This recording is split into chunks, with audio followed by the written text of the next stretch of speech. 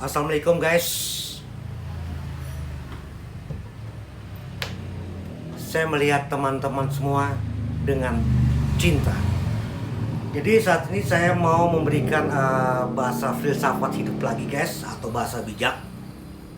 Temanya miskin ilmu agama dan rakus harta dunia. Jadi gini guys, saya mau mengisahkan sinopsis ya. Sinopsis ini next ya, saya akan membuat film layar lebar gitu guys. Jadi kisahnya seperti ini guys.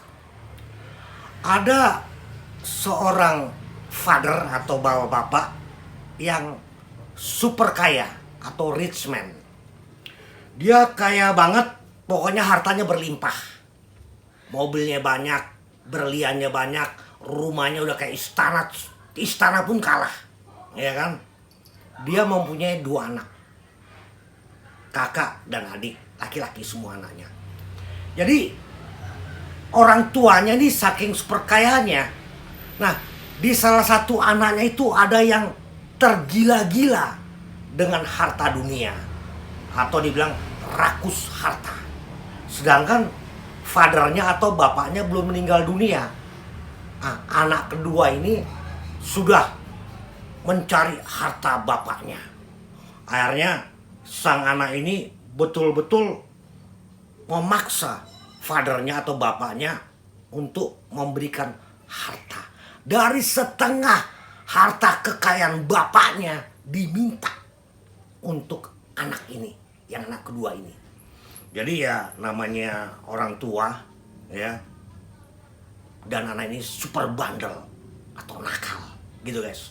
Sehingga daripada ribut-ribut, daripada anak ini everyday drunken terus guys, drunken, mabok gitu guys ya, sehingga setengah hartanya itu diberikan kepada anak keduanya itu.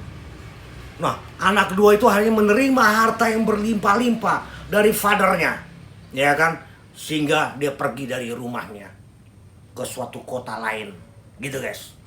Hidupnya dengan harta dari orang tuanya itu yang super banyak itu, yang dibawa oleh anak keduanya itu, hura-hura ya, pesta-pesta siang malam 24 hours, tidak pernah berhenti itu pesta.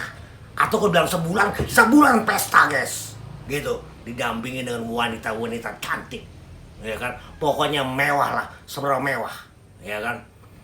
Akhirnya hidupnya super boros.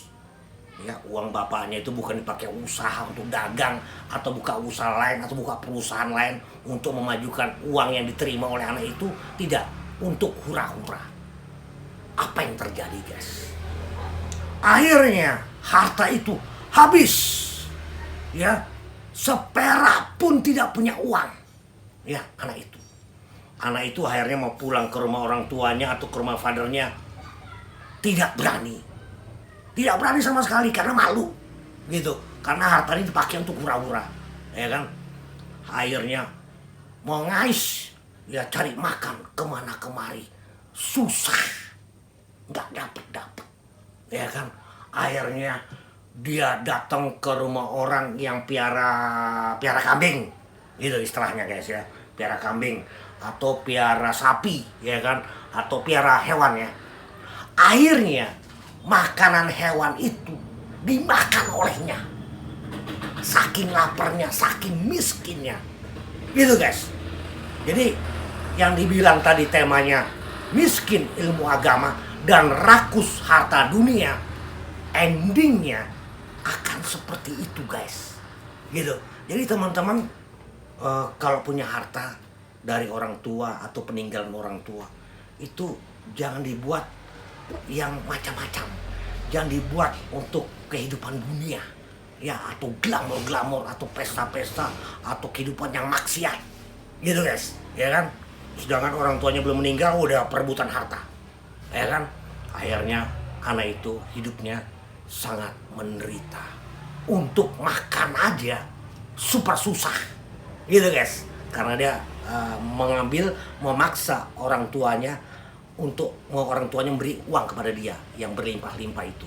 Ya, orang tua, namanya orang tua, anak diturutin lah ya, daripada anak janda bandit. Ternyata anak itu kejeblos gitu ke jalan yang tidak benar, gitu. Sedangkan orang tuanya pernah bilang begini, saya akan jerumuskan kamu, itu belum titik guys ya.